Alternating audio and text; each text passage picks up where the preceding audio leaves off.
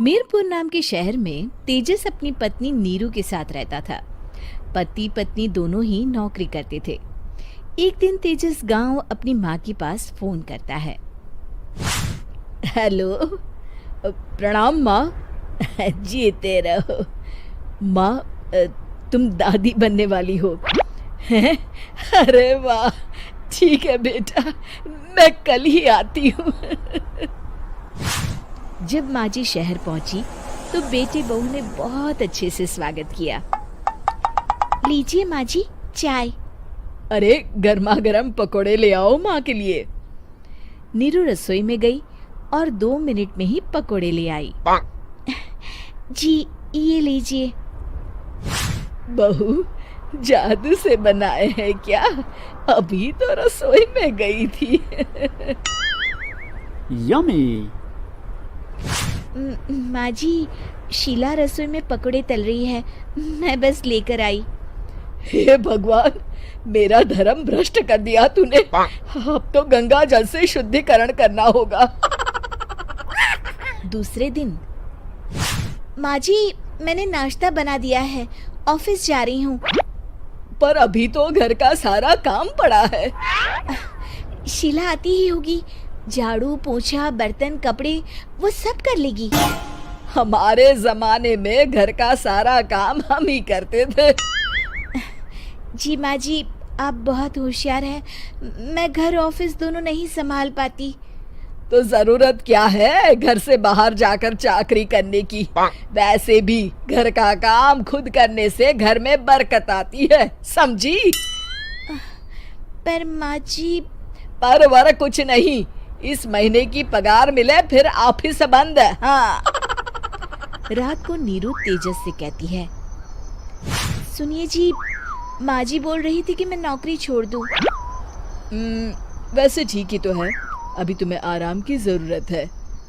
फिर भी आराम कहाँ, शीला को छुड़ाने के लिए बोल रही थी। तो अब 24 घंटे में इतना काम तो कर ही सकती हो। पर जॉब पसंद है मुझे, घर पर मन नहीं लगेगा। अगले दिन जब दोनों ऑफिस के लिए निकल रहे थे, मेरी तो कोई कीमत ही नहीं है इस घर में। माँ जी, आजकल महंगाई बहुत है, रहन सहन भी बदल गया है, दोनों नौकरी करते हैं तभी ठीक रहता है।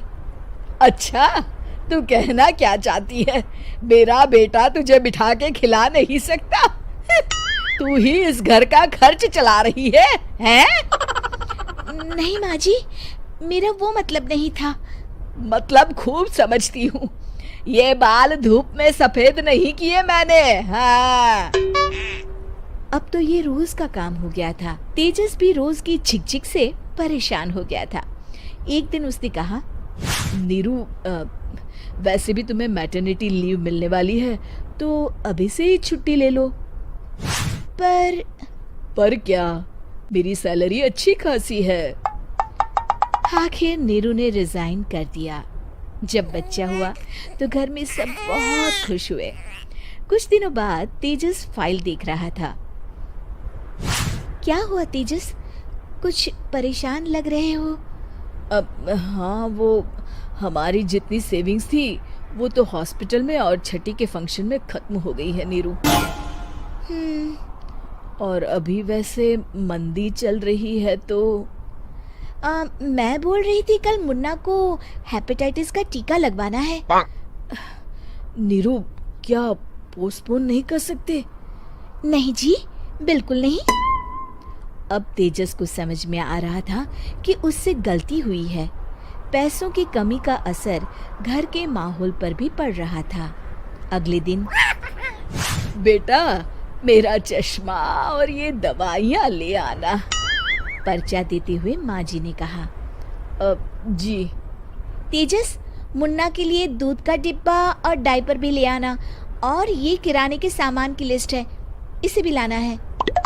तेजस गुस्से में लिस्ट मरोड़कर फेंकता है और चिल्लाता है, पैसे क्या पेड़ पर उगते हैं? ये ले आना, वो ले आना। अरे पर ये जरूरत का सामान ही है। वो गुस्से में बिना कुछ कहे ऑफिस चला गया। अरे लंच तो ले जाइए। नीरू दौड़कर डिब्बा पकड़ाती है। एक दिन खाना खाने के बाद, नीरू, अब तो मुन्ना कुछ बड़ा हो गया, तो अब तुम वापस ज्वाइन कर लो ना जॉब। पर इस रिसेशन में जॉब मिलना बहुत मुश्किल है। ट्राई तो करो। फिर मुन्ना, माँ जी है ना, और एक फुल टाइम मेड भी लगा लेंगे। पर माँ जी, उन्हें तो पसंद नहीं। तभी माँ जी वहाँ आ जाती है और प्यार से नीरू के सर पर हाथ फेरते हुए बोलती है, अब मेरी समझ में आ गया बहू, पहले के और अब के समय में अंतर है। तुम काम शुरू करो, मुन्ना की जिम्मेदारी मेरी। मेरी प्यारी माँ जी।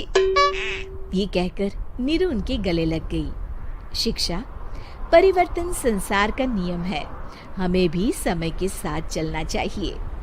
उम्मीद है कि आपको हमारी ये कहानी पसंद आई होगी। कृपया हमारे चैनल को सब्सक्राइब करें और सभी अपडेट्स के लिए बेल आइकन जरूर क्लिक करें। और हाँ, वीडियो लाइक और शेयर करना मत भूलिएगा। Bye bye.